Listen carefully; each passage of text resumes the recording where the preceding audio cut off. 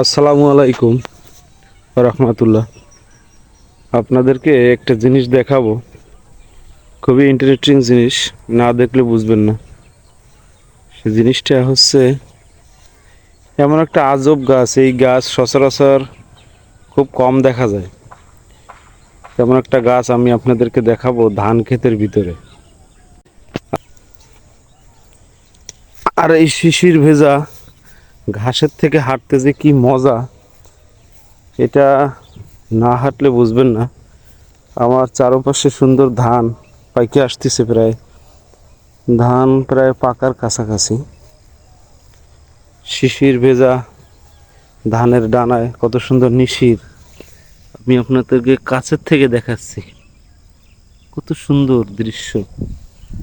গ্রামে আসলে না আসলে এই প্রকৃতি কখনোই বোঝা যাবে না কি জিনিস। ধানের কালার আসছে, কত সুন্দর কালার, দারুণ একটা জিনিস, না দেখলে বোঝা যাবে না।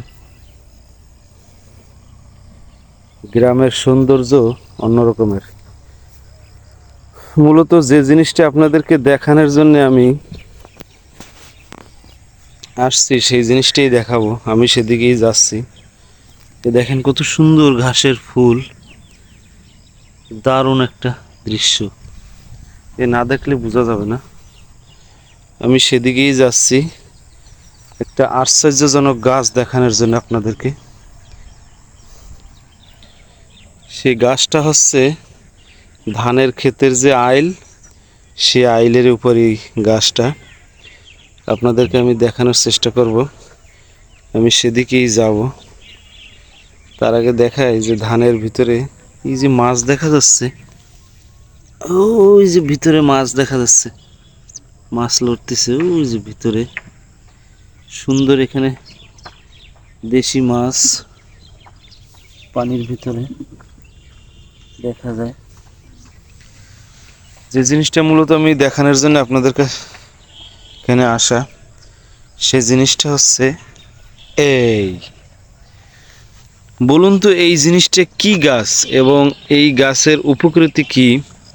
যদি কারো জানা থাকে কমেন্ট বক্সে বলবেন। এবং এই গাছটাকে কোন দেশের ভাষায়, কোন এলাকার ভাষায় কি বলা হয় আমি এখন পর্যন্ত জানি না, তবে এই গাছটা দেখে আমার কাছে খুবই ভালো লাগছে।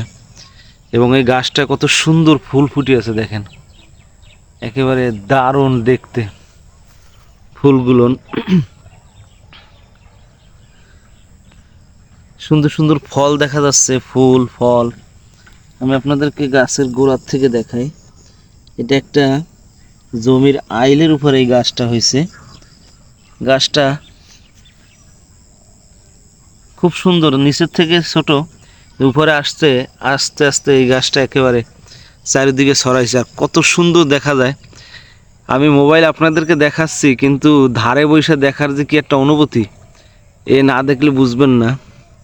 কারণ এই গাছটা ধানের আইলের উপরে হয়েছে। আমি আপনাদেরকে পুরোপুরিভাবে গাছটা দেখানোর চেষ্টা করতেছি।